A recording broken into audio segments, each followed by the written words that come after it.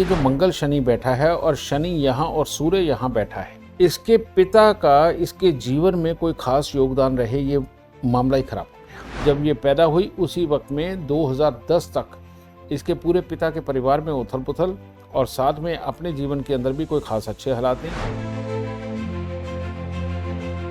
गुरुदेव, एक कमेंट आया था काजल जी का और इनकी डेट ऑफ बर्थ है 24 मई 2006 10:05 रात के 22:05 रात के अंबाला।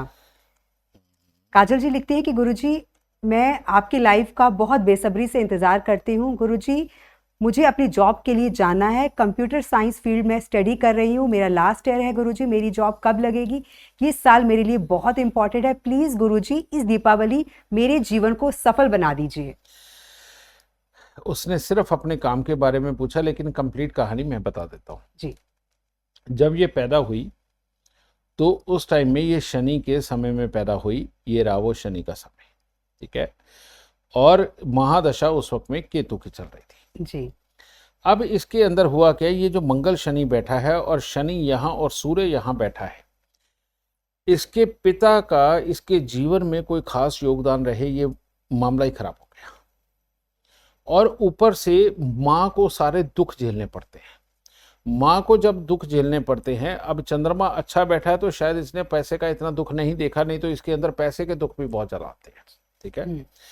अब ये डेली इनकम का घर है और इसके अंदर ये दोनों ही ग्रह बैठे हुए बहुत बहुत तकलीफ देते हैं। ये डेली इनकम, पति के सुख, दोनों के अंदर प्रॉब्लम पैदा करते हैं। अब जब ये पैदा हुई उसी वक्त में 2010 तक इसके पूरे पिता के परिवार में उथल पुथल और साथ में अपने जीवन के अंदर भी कोई खास अच्छे हालात नहीं। फिर आया शुक्र ये आया, ये 2030 तक चलने वाला है।